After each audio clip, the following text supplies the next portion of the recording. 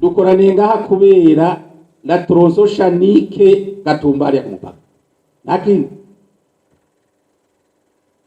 uko ugiye kuri ako gatronso cyangwa ugiye muri Laki Tanganyika aca avuga ati hajya ni kwivoma ndavoma. Ariko ikibabaje ibihugu byose bifitaniye imipaka n'igihugu ca Kongo uko ari 9 canke birenga, rero Burundi ifise ibibazo kubera nibaza ko turwaye mu mito. Kandi ikibabaje ivyo bihugu 9 byose bifitaniye imipaka n'igihugu ca Kongo, rero Burundi iyo amatora ari karaba muri Kongo umupaka w'Urundi ni utugagwa wonyene. Amatora baye muri Kongo la frontiere Gatumba nta n'umusi n'umwe irigera yugagwa, iguma yuguruye. Mugabo gacu usanga nitwe dufise ibibazo kubera iki muzo n'excellence akunda kuvuga l'intérêt général wacu yaragiye. Umuntu wese ashitse mu kibanza arimwo cyane bamurungitse ku gikorwa, ashitse muri ico gikorwa baza kwiraba uravye amabariyeri ari kuva kuri Shanike. Dushake duhere kuva muri Asiatique,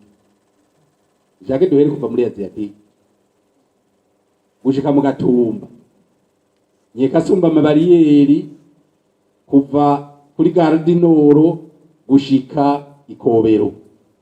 Izo zose zo bariyeri tukazishiramwo ivyo ivyavuzwe gaha byose ni twebwe dutuma abantu baja muri informel. None umuntu ariko aragira commerce formel wewe ukamushirako ibitanditswe mu mategeko acaja muri informel, iyo nzira acayiheba. Icyo nagenza ngahaniki uko turi ngaha twese nusome des responsables aha rero j'interpelle la police nationale, le service national de renseignement, l'administration. Umuntu yaje kugana ubanza ukaraba ico yakuzaniye kubera ko n'iki gihugu kibanyi cyagize ibibazo bitandukanye n'izo modoka zabo zifise ziri facilement identifiable kubera yuko uravye naho zica.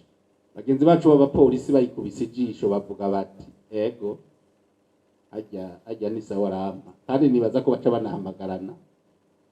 banahamagarana atewe ndayibonye jewe ngira ngire nawe shira kandi kagozi hariya bari muri ivyo gusa ntabi utaravye iki gihugu kiriko kirakura. Nta ngorane nimwe twategerezwa kugira turi ruhande y'igihugu nka Kongo. Igihugu nka Kongo dufitaniye ubucuti burenze ubundi bucuti buri hagati y'ibindi bihugu byose. N'amaraso yose twaravanze byose byaravangavanganye. Aho igihugu cyari gifise ingorane barabarundi bangahe bitwa de Kongole. Uno munsi kusanga muri leta y'Kinshasa harimo abantu bafise amazina y'ikirundi mbere yuko bashiraho imipaka. None muri Kongo nta barundi bari. La constitution congolaise reconnaît la tribu y'abarundi bafise n'umwami, collectivité y'abarundi bifise n'umwami. Abantu bari kwagira ingora.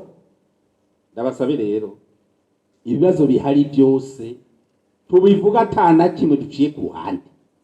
Abo bavyonga bose tubavuge uko ariko baravyonga bose ama mubizane muri leta ama dutora gahiri birababaje. Dubisaba Kongomani binjira barenga 300,000 par la frontière Gatumba ku munsi umwe nawe uzana $10. Imiti y'abarundi ntiyobone. Uno munsi twimena igihute tuvuga ibibazo byose aho biri.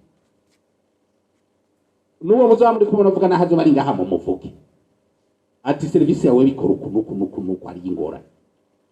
Mugabo tukibagira ikintu kimwe, ibibanza turimwo twabisanzemwe abantu. Umunsi twicara kuri izi ntebe twicayeko niwo munsi Imana itangira upanga uwundi azohica. Duhinduke nk'uko tubisabwa na nyene cyubahiro mu gihugu cyacu cy'u Burundi, dukora ku neza y'igihugu cyacu, ku neza y'abarundi. Ibigega rero byahombora tuzobwira igihugu naco ati turabe giza muri ibikorwa turiko turakora. Mugabo ivyo kuvuga ngo imbere yuko shira ngo mu kigega ca leta ngo reka mbanze nshire mu kigega ciwanje